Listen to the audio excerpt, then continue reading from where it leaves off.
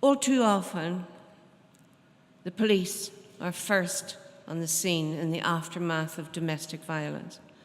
Foyle Women's Aid has worked in tandem with the PSNI since 2004, developing a wide range of services. Speaking on the theme of policing and domestic violence is Chief Inspector Alan Hutton, whose 26-year career has all been in the Northwest. He certainly knows his patch. Chief Inspector Alan Hutton.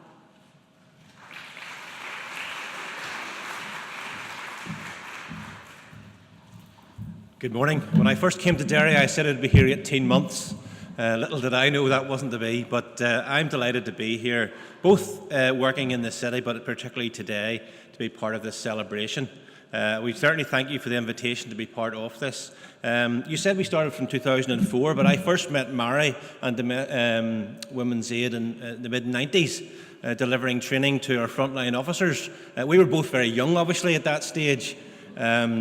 I look at 1976, and I was just not long started primary school. And you can think back, some people here probably weren't even a twinkle in those days, but some may well think more of the Flares, Starsky and Hutch, the Bay City Rollers, and all those lovely memories of the 70s. But we also think about what our country was like in 1976, a very different climate, and Avril, if I've pronounced that correctly, has given a good description of what it was like, what our priorities were on, what our culture was like, what we thought was important to us. And sometimes we forgot about what the real issues were and put them aside. I believe Foyle Women's Aid have been at the forefront of changing that culture, changing mindset, both in the community and public and also within policing. They have been very much a partnership with ourselves. Quite often we talk about critical friends. In the policing, we have people who are critical. We get that a lot, but don't offer anything. We have people who are friends, and sometimes friends don't tell us anything. They don't want to upset us and hurt us.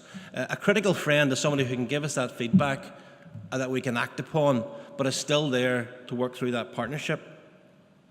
I think about what a true partnership is. Kieran has so eloquently put our partnership working over those years. For many years, we've worked alongside people. We've had difficult conversations. We've had challenging times. But through that, we still have come through it, working with that common goal and common desire to see change. I believe Women's Aid have been at the forefront of introducing an issue at a very difficult time in our society, people into the criminal justice system, people who would have found a great challenge of engaging with policing in the 70s and 80s and even early 90s. Changing that mindset, changing that culture, and giving that support and assistance from those people. We've seen there through our previous speaker the tenacity, the determination of those early days and the efforts they had to go to.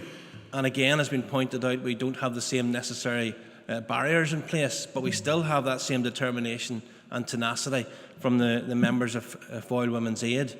They still have that commitment and passion. And I think back, as I say, 20 years ago, and I know Mary still has that same commitment and passion. Maybe if we thought, do we all have that same commitment and passion in our own walk of life? But I think Foyle Women's Aid have stood strong and stood clear in showing that commitment and passion throughout that entire time. We formed partnerships, and I would want to pay tribute and recognise some of our own people who have been involved in those partnerships. Assistant Chief Constable Peter Sheridan, who have been known to many, and the leadership that he's shown. Superintendent Johnny McCarroll, I think sure anybody who knew him will never forget him. And we're joined again by Milton Kerr, who again were instrumental in developing a purpose-built domestic violence unit within Strand Road Station. New in its concept, but has been the forerunner of our public protection unit that we have nowadays. We've seen developments over those years with the introduction of criminal justice workers, people who are working hand in hand with the police and working with victims who are able to provide that support, giving that ideal support. The police are by no reason or no means the solution to people's difficulties. We play a part in helping to solve problems, but working with those partners, particularly in the likes of criminal justice workers, assists victims and gives them the support that is necessary. We've seen our interagency policy has been mentioned and referred to, genuine partnerships. I don't think there's another area of the criminal justice system that has seen genuine commitment by all partners.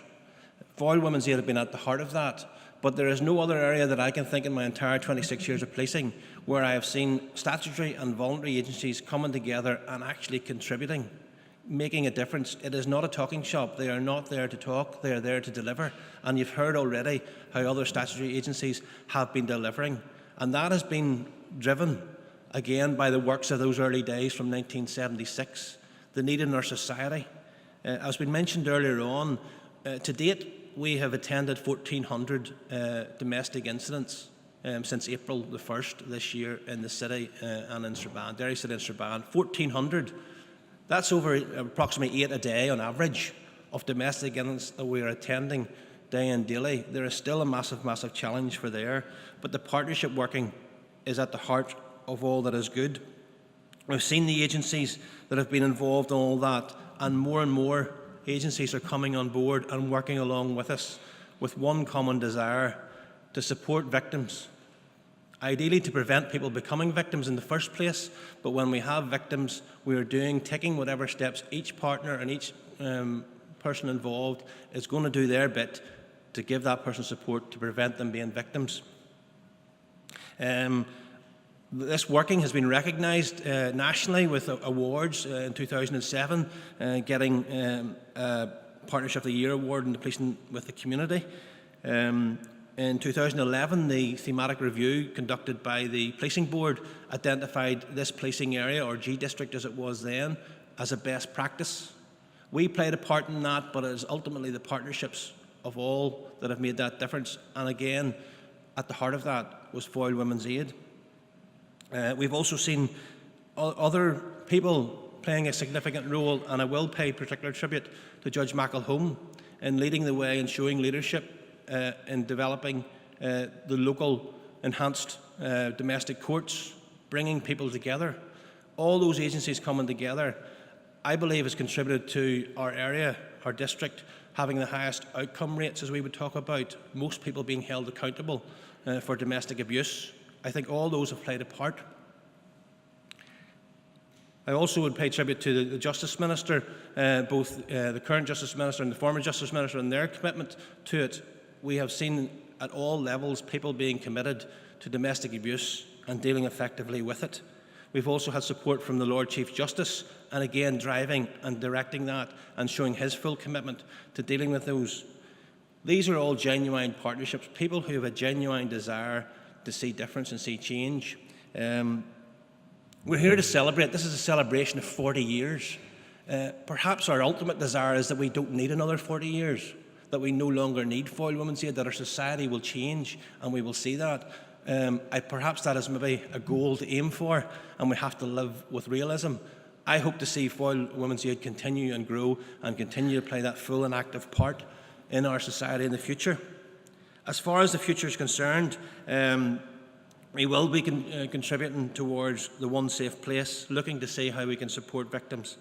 We're developing enhanced training for frontline officers to ensure our officers attending those calls was referred to have the necessary skills and training and equipment to do that. You may well have seen one of our more recent innovations of the body-worn video clipping there, giving an opportunity to capture evidence, gather that evidence, and be able to present that before courts. I was a former prosecuting inspector myself, and I know the challenges it is for victims to come before the courts. I said we have the highest outcome rates of 35%. That's 1 in 3. That means 2 in 3 aren't held accountable for those crimes. We need to be able to support victims and support people to be able to bring them through the criminal justice system where appropriate and deal with those matters. We've also looking towards our colleagues, for example, on the probation board and dealing with perpetrators, looking towards the future. Nelson Mandela said, "It's only impossible until it's done." I believe we've already seen the impossible done in many ways. didn't mean scaling buildings and getting British ministers to have meetings to avoid the police coming and raiding them. But we've seen great things done because of the tenacity and the people involved. And I want to pay tribute particularly to Foyle Women's Aid, again under the leadership of Mary at this moment in time. I want to congratulate them on this 40 years of massive success.